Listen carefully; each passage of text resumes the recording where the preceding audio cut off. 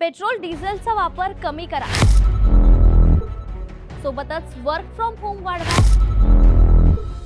खाद्यतेलाचा वापर कमी करा, वोकल फॉर लोकल, आयात केलेल्या वस्तूंपेक्षा स्वदेशीला आता तुम्ही जास्त प्राधान्य द्या, रासायनिक खत कमी वापरा आणि परदेशी प्रवास टाळा। आणि या सर्वांमध्ये सगळ्यात महत्त्वाचं आहे ते म्हणजे पुढचा 1 वर्ष सोने खरेदी टाळा।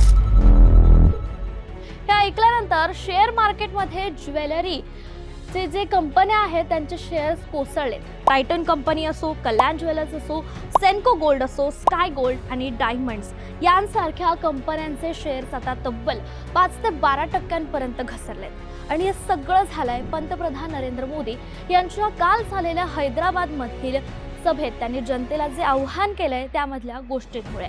आजच्या व्हिडिओमध्ये या संपूर्ण घटनेत मागचं आपण खरं गणित समजून घेऊया। पंतप्रधान नरेंद्र मोदी यांनी हे आव्हान का केलं असावं?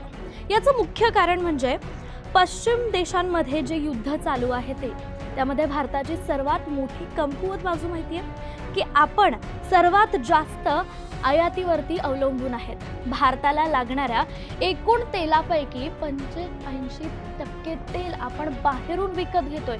युद्धामुळे निश्चितच तेलाच्या दरांमध्ये किंवा ज्या किमती आहेत त्या वाढलेल्या आहेत। भारत वर्षाला 700 ते 800 टन सोनं खरेदी करतो, म्हणजेच आपण स्वतः फक्त 1 ते 2 टन सोनं तयार करतो, म्हणजेच 99% सोनं आपण बाहेरून डॉलर्स देऊन विकत घेतो।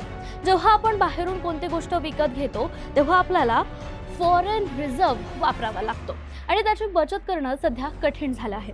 आता यानंतर पाहूयात की काही जे अर्थतज्ञ आहेत त्यांच्या मते ते काय म्हणतात।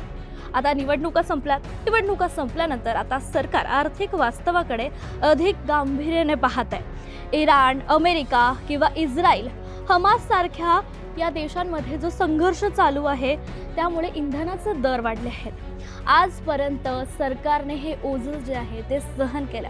आता निवडणुका संपलेल्या आहेत आणि यानंतर निवडणुका संपल्यानंतरच पश्चिम बंगाल, आसामच्या असो, तमिळनाडूच्या असो, या सगळ्या निवडणुका संपल्यानंतर पंतप्रधान नरेंद्र मोदी जे आहेत ते आता जनतेसमोर आलेले आहेत आणि त्यांनी आव्हान केलं आहे की जनतेने आता त्यांना साथ द्यावी। हे बघा, सध्याची स्थिती आहे त्यामध्ये कोणतंही सरकार असो, कोणताही देश असो, त्यामध्ये जागतिक पातळीवरती तेलाच्या ज्या किमती वाढलेल्या आहेत ते कंट्रोल करू शकत नाही। पण आपण सर्वांनी यावेळेस एक प्रश्न स्वतःला विचारण्याची गरज आहे की नेहमी कोणत्याही आर्थिक संकटाला देशभक्ती असो किंवा राष्ट्रभक्ती, राष्ट्रहिताचा मुखवटा लावून लोकांसमोर का मांडलं जातं? मूळ प्रश्न हा आहे की आर्थिक धोरणांमध्ये किंवा भारताच्या ज्या फायनान्शियल गोष्टी आहेत त्यामध्ये आपण खरंच कुठेतरी कमी पडतोय का? आपले फ्लॉज किंवा ज्या गोष्टींमध्ये आपण खरंच कमी आहोत त्या आपण स्वीकारून मग उपाययोजना का नाही करत? देशात संकट आल्यावर नागरिकांनी साथ देणं गरजेचं आहे, पण त्याच वेळी यंत्रणेनेही आपल्या त्रुट्या मान्य करून पुढे जाऊन त्याला सुधारण्यासाठी अधिक पारदर्शक पावलं उचलणं आवश्यक आहे।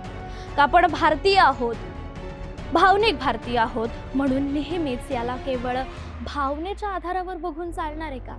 याचा नक्कीच विचार करायला हवा। ब्युरो रिपोर्ट, साक्षी पांचाळ, न्यूज अनकट, पुणे।